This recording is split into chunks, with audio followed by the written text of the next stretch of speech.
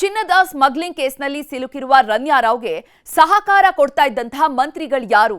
ರನ್ಯಾಗೆ ಸಹಕಾರ ಕೊಡ್ತಾ ಇದ್ದ ಮಂತ್ರಿಗಳ ಹೆಸರನ್ನ ರಿವೀಲ್ ಮಾಡೋದಾಗಿ ಶಾಸಕ ಯತ್ನಾಳ್ ಹೊಸ ಬಾಂಬ್ ಹಾಕಿದ್ದಾರೆ.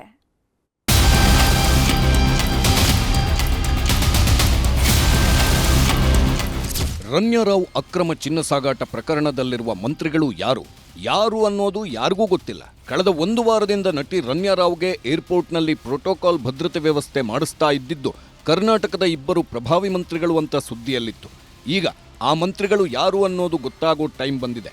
ನಾಳೆ ರಾಜ್ಯ ವಿಧಾನಸಭೆ ಅಧಿವೇಶನದಲ್ಲಿ ರನ್ಯಾ ರಾವ್ಗೆ ಸಹಕಾರ ಕೊಡ್ತಿದ್ದ ಮಂತ್ರಿಗಳು ಯಾರು ಅನ್ನೋದನ್ನ ವಿಧಾನಸಭೆ ಕಲಾಪದಲ್ಲಿ ವಿವರವಾಗಿ ಹೇಳ್ತೀನಿ ಅಂದ್ರು ಬಿಜೆಪಿ ಶಾಸಕ ಬಸನಗೌಡ ಪಾಟೀಲ್ ಯತ್ನಾಳ್. ನೋಡ್ರಿ, ಈಗ ನಾಳೆ ನಾವು ಸದನದಾಗ ಹೇಳ್ತೀವಿ ಯಾರ್ಯಾರು ಅದಾರ.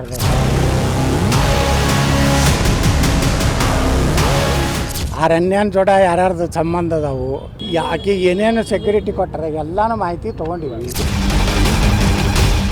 ನಟಿ ರನ್ಯಾ ರಾವ್ ಜೊತೆಗೆ ಸಂಪರ್ಕವಿರುವ ಇಬ್ಬರು ಸಚಿವರ ಹೆಸರನ್ನ ಸದನದಲ್ಲಿ ಹೇಳುವೆ, ಮಾಧ್ಯಮಗಳ ಮುಂದೆ ಹೇಳುವುದಿಲ್ಲ. ಇದು ಸದನದ ರಹಸ್ಯ ಅಂದ್ರು ಯತ್ನಾಳ್. ಆಕೆಗೆ ಪ್ರೋಟೋಕಾಲ್ ಕೊಟ್ಟವರ ಮಾಹಿತಿ ಸಂಗ್ರಹ ಮಾಡಿದ್ದೇವೆ. ಚಿನ್ನ ಎಲ್ಲಿಂದ ತಂದಿದ್ದಾರೆ, ಎಲ್ಲಿಟ್ಟು ತಂದಿದ್ದಾರೆ ಎಂಬುದು ಗೊತ್ತಿದೆ.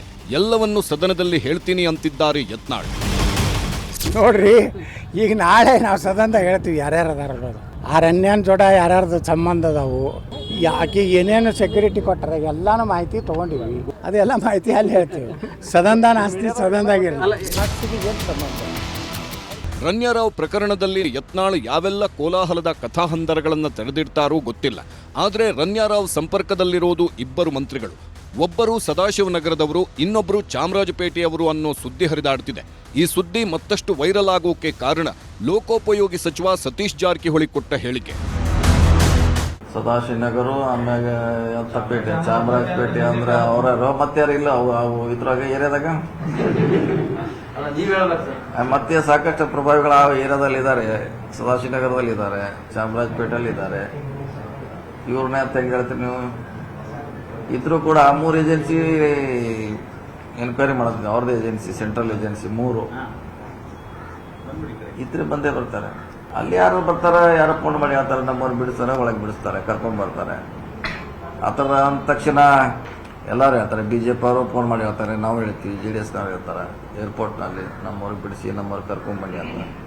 ಮತ್ತೆ ಟೋಟಲಿ ಇರೋದು ಸೆಂಟ್ರಲ್ ಗೌರ್ಮೆಂಟ್ನಲ್ಲಿ ಅದು ಮೂರು ಏಜೆನ್ಸಿ, ಏರ್ಪೋರ್ಟು ಅವ್ರ ಡ್ಯೂಟಿ. ಅದು ಯಾರ್ದಾರೆ ಚಿನ್ನ ತರೋದು, ನೀವು ಡ್ರಗ್ಸ್ ತರೋದು ಹೊಸದೇನಲ್ಲ. ಬರ್ತಿರ್ತಾರ, ಅವ್ರು ಹಿಡಿದಿರ್ತಾರ, ಇದು ರೂಟೀನು. ಇದನ್ನು ನಾವು ಹೋಗಿ ಬೇರೆ ಬೇರೆ ಕಲ್ಪನೆ ಕೊಡ್ತಾರೆ. ಅವ್ರ ಡ್ಯೂಟಿ ಐತಿ, ಅವ್ರ ಪಾಡಿ ಅವ್ರು ಮಾಡ್ತಾರೆ. ಯಾರು ಸಿಗ್ತಾರ ಅವ್ರನ್ನೊಳಗೆ ಹಾಕ್ತಾರೆ. ಏನದು ಕಾನೂನಲ್ಲಿ ಅವ್ರಿಗೆ ಶಿಕ್ಷೆ ಕೊಡ್ಲಿಕ್ಕೆ ಅಷ್ಟು ಶಿಕ್ಷೆ ಕೊಡ್ತಾರೆ. ಅದನ್ನು ನಾವು ಅಲ್ಲಿ ಇಲ್ಲಿ ಸುತ್ತಾಕ್ಸಿ, ಆ ಕಡೆ ಸುತ್ತಾಕ್ಸಿ, ಈ ಕಡೆ ಸುತ್ತಾಕ್ಸಿದ್ರಾಗ ಆಗ್ತಿಲ್ಲ. ಅವ್ರು ಬಿಟ್ಬಿಡೋಣ. ಅವರು ರನ್ಯಾ ಗೋಲ್ಡ್ ಸ್ಮಗ್ಲಿಂಗ್ ಇನ್ನೂ ಕೆಲವರಿಗೆ ಗಂಡಾಂತರ. ಹಿಂದಿದ್ದ ಏರ್ಪೋರ್ಟ್ ಅಧಿಕಾರಿಗಳ ವಿಚಾರಣೆಗೆ ಸಿದ್ಧತೆ. ಆರೋಪಿ ರನ್ಯಾ ರಾವ್ 1 ವರ್ಷದಲ್ಲಿ 27 ಬಾರಿ ವಿದೇಶ ಪ್ರಯಾಣ ಕೈಗೊಂಡಿದ್ದು, ಈ ವೇಳೆ ಪ್ರೋಟೋಕಾಲ್ ಉಲ್ಲಂಘನೆಯಾಗಿರುವ ಶಂಕೆ ವ್ಯಕ್ತವಾಗಿದೆ. ಹೀಗಾಗಿ ಏರ್ಪೋರ್ಟ್ ಪ್ರೋಟೋಕಾಲ್ ಉಲ್ಲಂಘನೆ ಸಂಬಂಧ ಈ ಹಿಂದೆ ಕರ್ತವ್ಯ ನಿರ್ವಹಿಸಿದ್ದ ಅಧಿಕಾರಿ ಸಿಬ್ಬಂದಿ ವಿಚಾರಣೆಗೆ ಸಿಬಿಐ ಮುಂದಾಗಿದೆ. ಇನ್ನೊಂದೆಡೆ IAS ಅಧಿಕಾರಿ ಗೌರವ್ ಗುಪ್ತಾ ಮತ್ತು DGP ವಂಶಿಕೃಷ್ಣ ಅವರ ಸಮಿತಿ ತನಿಖೆಗೆ ಮುಂದಾಗಿದೆ. Bureau report, news 18.